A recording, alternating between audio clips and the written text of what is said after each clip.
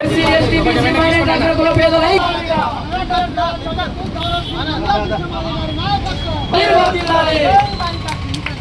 చూడండి అన్న. అన్న చూడండి ఒకసారి.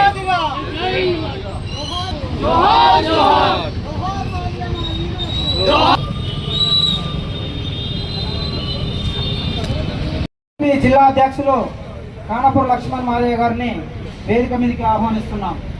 ప్రారంభించుకుందాం. ఇటు కార్యక్రమాన్ని ఉద్దేశించి కానపూర్ లక్ష్మణ్ గారు ఒక 2 నిమిషాలు మాట్లాడాల్సిందిగా తెలియజేస్తున్నాను.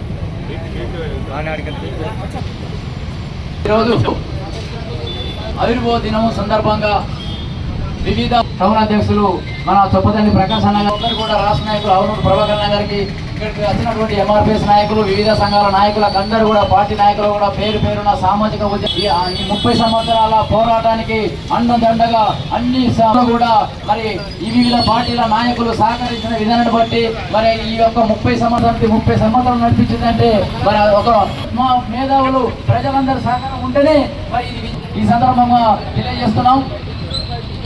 ముఖ్యంగా తెలియజేస్తున్నాం.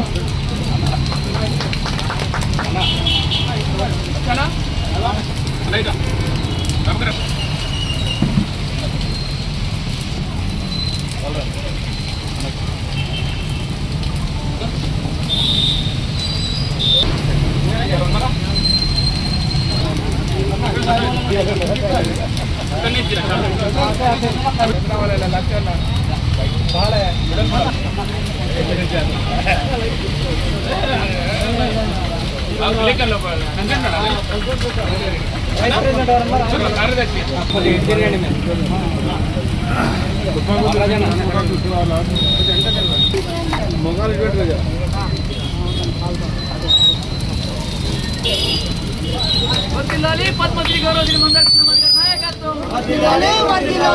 పద్మశ్రీ గౌరవశ్రీ మందకృష్ణ గారి నాయకత్వం. మాదిగల ఐక్యత. అణగారిన వర్గాల శోధి గౌరవశ్రీ మందకృష్ణ మాదిగ.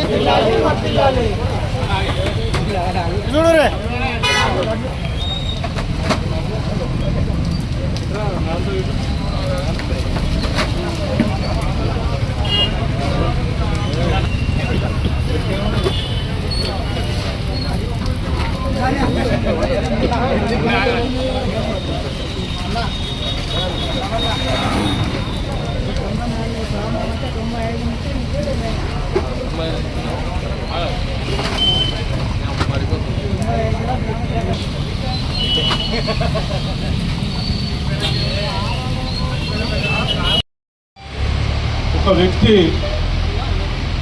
60 సంవత్సరాల జీవితంలో ఆయన 30 సంవత్సరాల జీవితాన్ని మరి జాతి కోసం బలంగా పెట్టి ఏదైతే ఆయన తెచ్చుకున్నాడో,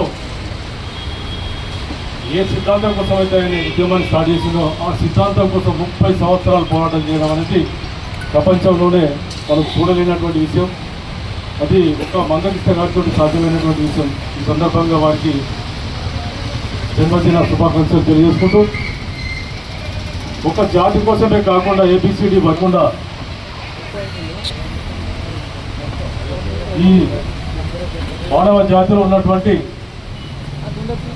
మానవత్వం కోసం ప్రతి ఒక్కరికి న్యాయం జరగాలని చెప్పి అహర్నిశలు ఆరోగ్యశ్రీ విషయంలో కానివ్వండి, ఈరోజు వికలాంగుల విషయంలో కానివ్వండి, ఏ జాతి అన్యాయానికి గురవుతున్న ఆ జాతి కోసం జలమెత్తి ఏదికైనా వెనుకాడకుండా ఆయన ఆరోగ్యాన్ని కూడా చూడకుండా మరి 30 సంవత్సరాలు పోరాటాలు చేసి అనేకమైనటువంటి మార్పులకు ఆయన కారణమైనటువంటి విషయాన్ని ఈ సందర్భంగా గుర్తు చేసుకుంటూ, షెడ్యూల్ కులాల రిజర్వేషన్ కోసం జూలై 8న ఈదుమూడు అనే ప్రకాశం జిల్లా ఒక మార్పుల గ్రామంలో 20 మందితో ఏర్పడ్డ ఉద్యమం ఈ ప్రపంచ స్థాయికి ఎదిగి ప్రపంచంలో ఉన్న మానవాళిని ముద్దాడి ఈ సమాజంలో అట్టడుగు వర్గాలకు న్యాయం కోసం పోరాటం చేసిన మా జాతిపిత మందకృష్ణ మాదయ్య గారు. ఈ వర్గీకరణ కోసం తెలుగు నేలపైన తొక్కని గడప లేదు, ఎక్కని తిరగని ఇల్లు లేదు.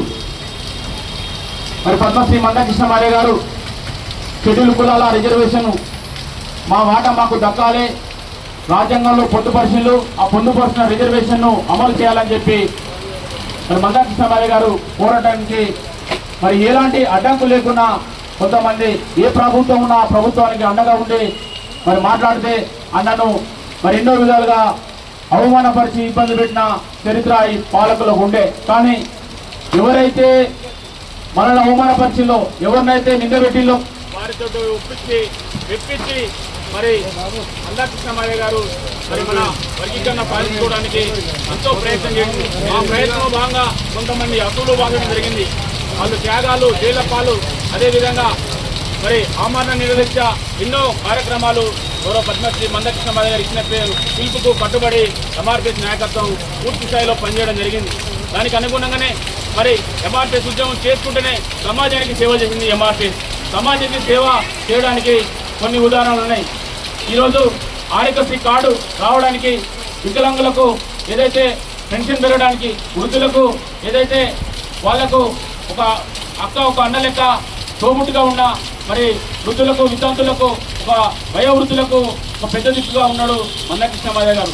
అంతేకాదు సమాజంలో ఎస్సీ ఎస్టీ అట్రాసిటీ చట్టాన్ని నిర్వినియోగం చేయాలనుకుంటే దానికి అండగా ఉన్నది గౌరవ శ్రీ పద్మశ్రీ మందాకృష్ణమాదిగ గారు. అంతేకాదు ఇక్కడ జరుగుతున్న తెలంగాణ, ఆంధ్ర రాష్ట్రంలో మరి మహిళలపై అత్యాచారాలు జరుగుతున్నప్పుడు ఫాస్ట్ ట్రాక్ కోర్టును తెప్పించింది గౌరవ శ్రీ మందాకృష్ణమాదిగ గారు. అంతేకాకుండా ఈ సమాజంలో ఎవరినైతే హింసిస్తున్నారో, ఏ కులానికైతే మరి అన్యాయం జరుగుతుందో వారికి అండగా నిలిచింది మరి ఎంఆర్పీఎస్. ఈరోజు బ్రాహ్మణ వాళ్ళను అవమానపరిస్తే మరి అండగా నిలిచింది ఎంఆర్పీఎస్. సమాజానికి మొత్తం కూడా అండగా నిలిచింది ఎంఆర్పీఎస్. ఈరోజు మరి మందాకృష్ణమాదిగ గారు సమాజాన్ని ఒప్పించిండు.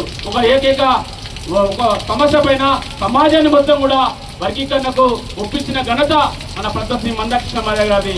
మరి ఆయనను స్ఫూర్తిగా తీసుకొని ఈ భారతదేశంలో అన్ని పార్టీలు, దేశ ప్రధాని నరేంద్ర మోడీ గారు మేరా చోటాబాయ్ అని చెప్పి అలంకనం చేసుకొని నీకు వర్గీకరణ చేయించి పెడతా అని చెప్పిన ఘనత గౌరవ శ్రీ మందాకృష్ణమాదిగ గారికి, మరి మోడీ గారికి మేము కృతజ్ఞతగా తెలియజేస్తున్నాం.